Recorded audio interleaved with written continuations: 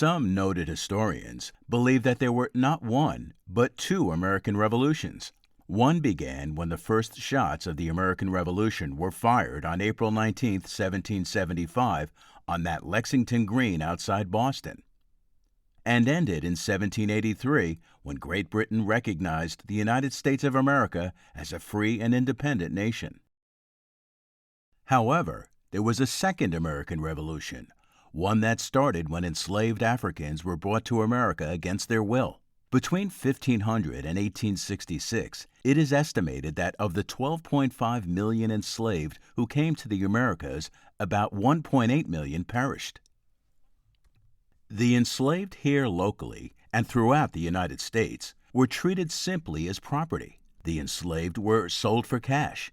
There was no emotional consideration when separating a mother from her child, and their labor was exploited for the benefit of others. Legally, an enslaved person had comparative value to the livestock in the fields or a horse in the barn. Once the fighting of the American Revolution reached New York in the late summer of 1776, enslaved African Americans were forced to make the American Revolution their own war of liberation, lining up on the side of patriot or loyalist, trusting neither. A few months after the opening shots of the American War for Independence were fired outside Boston in 1775, the British in distant Virginia offered freedom to the enslaved who would abandon plantations whose owners supported the patriot cause. Thousands of enslaved men, women, and children fled the lands in which they had been raised with the hope of gaining their freedom.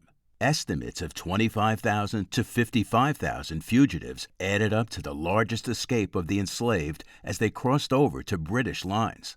Nothing comparable had ever occurred or would not occur again until the Emancipation Proclamation over 8 decades later. The story of Anna Ward, an enslaved woman around 20 years old, is illustrative of a person from Eastchester who ran away and crossed over to the British side. Edmund Ward, the older and more prosperous brother of Stephen Ward, the Eastchester town supervisor, had been imprisoned for his loyalist sympathies. Sometime in mid-1776, Anna most likely took advantage of Edmund Ward's absence as an opportunity to escape to freedom. 7 years later, at the end of the war, Anna's name appeared in records as one of 3,000 black loyalists bound for Nova Scotia, where she would be settled and given property. Anna was accompanied by 11-month-old daughter, Suki. It is documented that some, but not all, of the land-owning families in historic Eastchester who owned farms had title to enslaved people during and immediately after the American Revolution. Today, their descendants are located all over the United States. Before the Civil War, African Americans like Frederick Douglass, himself a runaway who escaped bondage, had a very different perspective on the Declaration of Independence and the Constitution. What, to the American slave, is your 4th of July? A day that reveals, more than any other, the gross injustice and cruelty to which he is the constant victim. Frederick Douglass.